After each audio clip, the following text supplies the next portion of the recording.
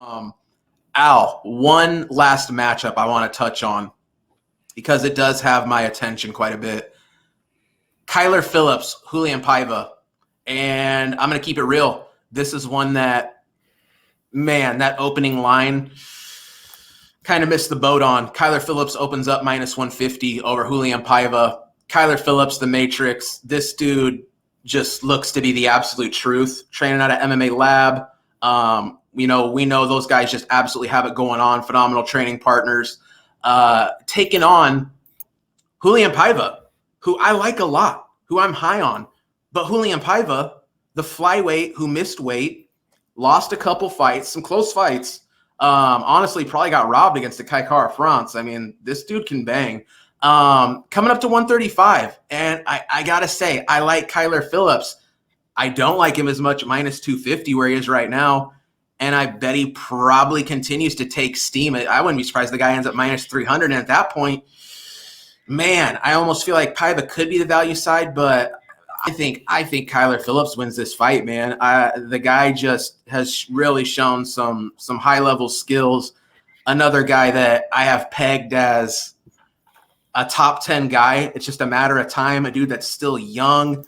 Another dude, he's lost one fight in the last few years, a split decision that he won that fight. I'm very high on Kyler Phillips. If I could have got him at minus 150, I mean, game on, green light. I am questioning it right now at this price. I feel like at minus 250, you kind of need to do something with it, whether it be parlay.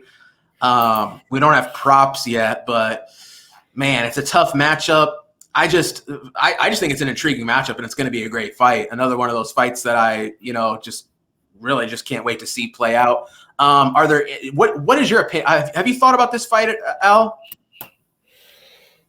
Yeah, this is another one where you're missing the boat. I feel like Phillips might be able to get a stoppage here because Paiva is coming in on kind of short notice, right? Like a month, I think.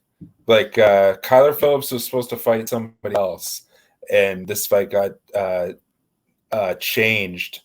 I'm with you. I think Phillips wins this fight, but I think that he probably he might be able to. I'm gonna look. What fight goes the distance? No, is plus 160. I like that. I like that a lot.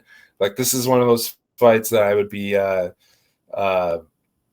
under and probably fight. Well, one or the other. Fight goes the distance. No, the under, because I feel like Paiva's his path to victory isn't going to be to sit there and wait out Kyler Phillips. He's going to have to go in there and put a hurting on him. And Kyler Phillips is just so evasive. And yeah, I feel like he's going to be able to. I think there's some value on that stoppage. What do you think? Man, I mean, the thing with Paiva, he's lost 2 fights by stoppage. He's been subbed once, and the only other time he got stopped in the UFC was due to a cut, So he is a pretty durable guy, I think. But, oh, man, it's just tough to say, man. Because like I said, Raulian Paiva's good. Like, he really is. But I do question the success he's going to have up a division. Still a young guy at 25. I mean, they're both really young guys. I'm honestly a little bit disappointed one of them has to lose. You know what I mean? I would honestly like to see Paiva come into bantamweight and probably not take such a big step up. But, yeah, man, I think Kyler Phillips is the move here. This dude just appears to be on a whole nother level. But I'll be honest, I wouldn't be surprised if this fight plays out closer than the implied probability currently of where Kyler Phillips sits at a minus 250. So I got questions. This is one that I'm really going to dig in on the tape. I feel like the tape's going to really tell me the story. But I think Kyler Phillips is the move here, man.